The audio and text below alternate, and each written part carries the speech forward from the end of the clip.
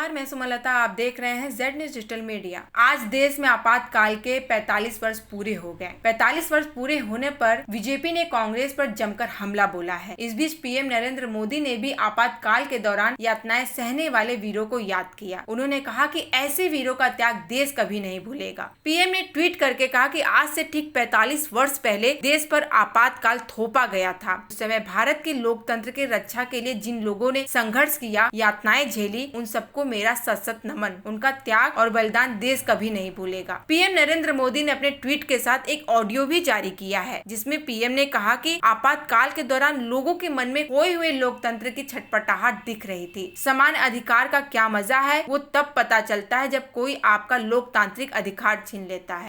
जब देश में आपातकाल लगाया गया, तब उसका विरोध सिर्फ राजनीतिक दायरे तक सीमित नहीं रहा था, राजनेताओं तक सीमित नहीं रहा था, जेल के सलाखों तक आंदोलन सिमट नहीं गया था।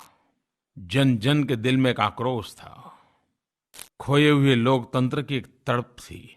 दिन रात जब समय पर खाना खाते हैं तब भूख क्या होती है इसका पता नहीं होता है, वैसे ही सामान्य जीवन में लोकतंत्र के अधिकारों की क्या मजा है, वो तो तब पता चलता है जब कोई लोकतांत्रिक अधिकारों को छीन लेता है।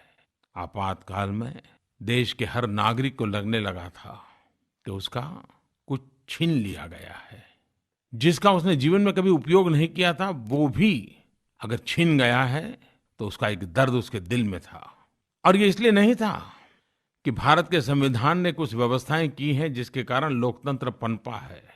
समाज व्यवस्था को चलाने के लिए संविधान की भी जरूरत होती है, कायदे कानून नियमों की भी आवश्यकता होती है, अधिकार और कर्तव्य की भी बात होती है। लेकिन भारत गर्व के साथ कह सकता है कि हमारे लिए कानून नियमों से परे लोकतंत्र हमारे संस्कार है, लोकतंत्र हमारी संस्कृति है, लोकतंत्र हमारी विरासत है।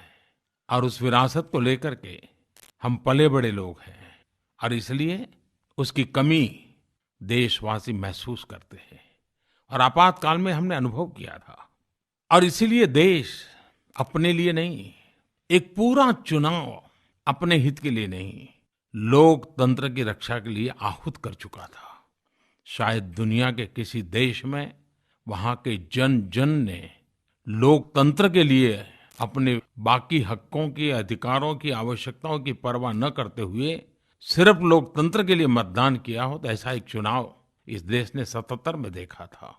वहीं बीजेपी चीफ नड्डा ने भी एक ट्वीट करके आपातकाल के दौरान की भीषण यातनाओं को याद किया। उन्होंने ट्वीट करके कहा कि भारत उन सभी महानुभावों को नमन करता है जिन्होंने भीषण यातनाएं सहने के बाद भी आपातकाल का जमकर विरोध किया। ये हमारे सत्याग्रहियों का तप था जिससे भारत के लोकतांत्रिक मूल्यों ने एक अधिनियमवादी मानसिकता पर सफलतापूर्वक जीत प्राप्त की है। वहीं अमित शाह ने भी ट्वीट किया है। अमित शाह ने कहा कि कांग्रेस में अभी तक इमरजेंसी की सोच है। उन्होंने कहा 45 साल पहले एक परिवार ने सत्ता के लालच में देश में आपातकाल लगा दिया। कांग्रेस के नेता हताश हो रहे हैं। देश में लोकतंत्र है लेकिन कांग्रेस में लोकतंत्र नहीं है। उन्होंने आगे कहा कि कांग्रेस वर्किंग कमेटी की बैठक में कुछ नेताओं ने मुद्दे तो उठाए, लोग चिल्ला पड़े। एक पार्टी प्रवक्ता को बिना सोचे समझे बर्खास्त भी कर दिया गया। हम आपको बता दें कि अभी कुछ ही दिन पहले कांग्रेस अध्यक्ष सोनिया गांधी ने प्रवक्ता संजय झा को एक लेख के कारण प्रवक्ता पद से हटा दिया था। आज की खबर में इतना ही। ऐसी खबरों को देखने के लिए जुड़े रहें जेड न्यूज डिजिटल मीडिया के साथ।